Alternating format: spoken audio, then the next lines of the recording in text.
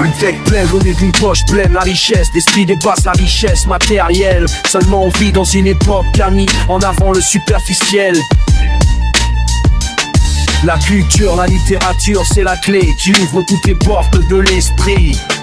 Y'a plein d'auteurs du monde entier qui ont laissé plein de bons écrits. Un esprit cultivé est une forteresse imprenable. L'ignorance, elle est un chapeau de sable.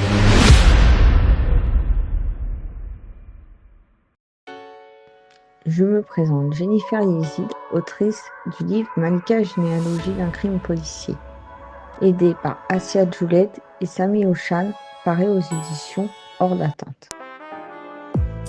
Jennifer Yezid, bonjour et bienvenue dans l'émission La Plume des Quartiers. Qu'est-ce qui vous a poussé à écrire ce livre malgré la douleur et le vécu si personnel qu'il contient?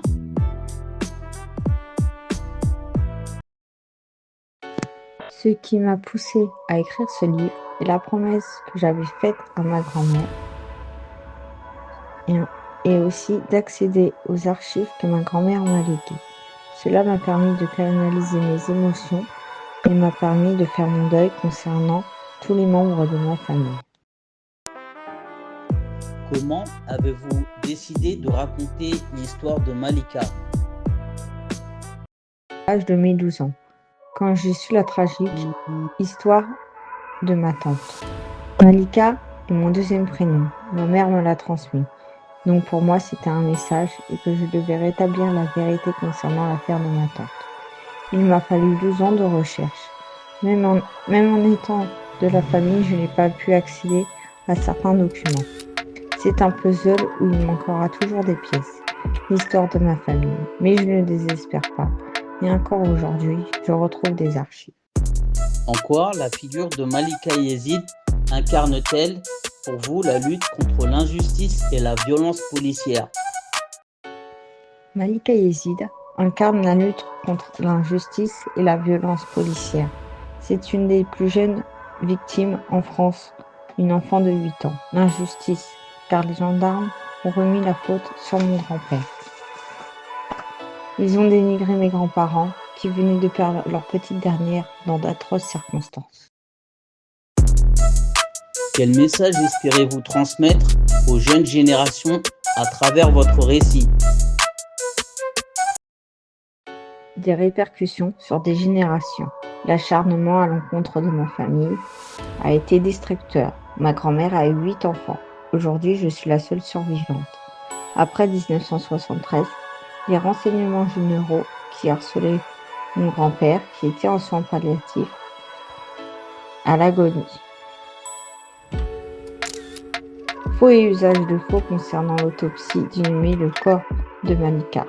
Avril 1973, mon grand-père décède. Quelques mois après, le reste des enfants sont placés à la DAS. Foyer, mauvaise fréquentation, prison, suicide.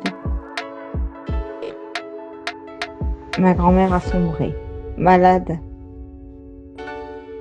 et avec des années de dépression, elle a enterré ses 7 enfants.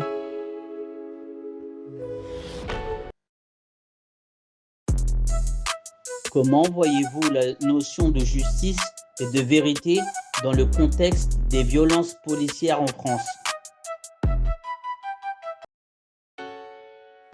Comme disait ma grand-mère, il n'y a pas de justice. Même preuve à l'appui, ils vont remettre la faute sur les parents et la famille. La liste des victimes de violences policières ne fait que de s'allonger. Tant que les politiciens ne reconnaîtront pas cette violence, il n'y aura pas de remise en question. Toutes ces familles endeuillées qui entament des procédures qui durent des années pour finir par un non-lieu. La justice doit être la même pour tout le monde. Vous évoquez la volonté de dénouer la menace de l'hérédité et de la douleur. Comment parvenez-vous à faire face à cette transmission de la souffrance?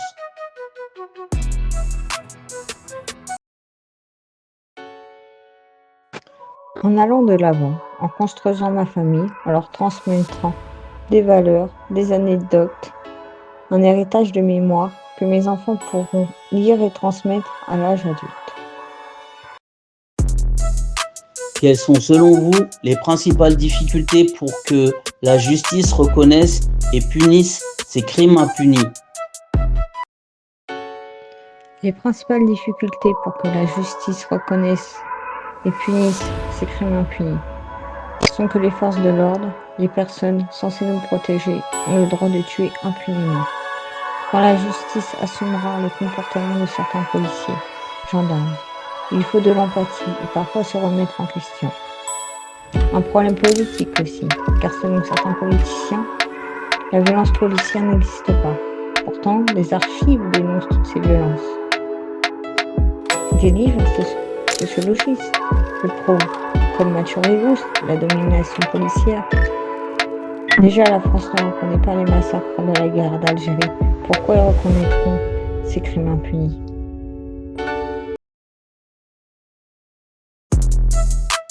En écrivant ce livre, avez-vous trouvé une forme de libération ou de réparation pour vous et votre famille? J'ai trouvé une forme de réparation pour ma famille et moi. Cela m'a permis de faire mon deuil, de connaître mon histoire familiale, de me sentir utile, de rendre hommage à mes ancêtres. Quel avenir espérez-vous pour la lutte contre les violences policières et la reconnaissance des victimes dans notre société? L'avenir que j'espère pour les violences policières. Des procès pour chaque victime de violences policières. Des procès qui n'aboutissent pas sur des non-lieux. Des jurisprudences dans chaque affaire. Et que les fonctionnaires de police qui ont ce genre de comportement violent soient punis par leur hiérarchie et ont des peines. La reconnaissance des victimes, un avenir, déjà des excuses auprès des familles de victimes de violences policières.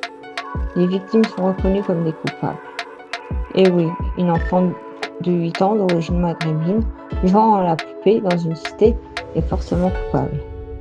Un hommage dans chaque ville où il y a eu une victime de violences policières. Merci. Justice pour tous.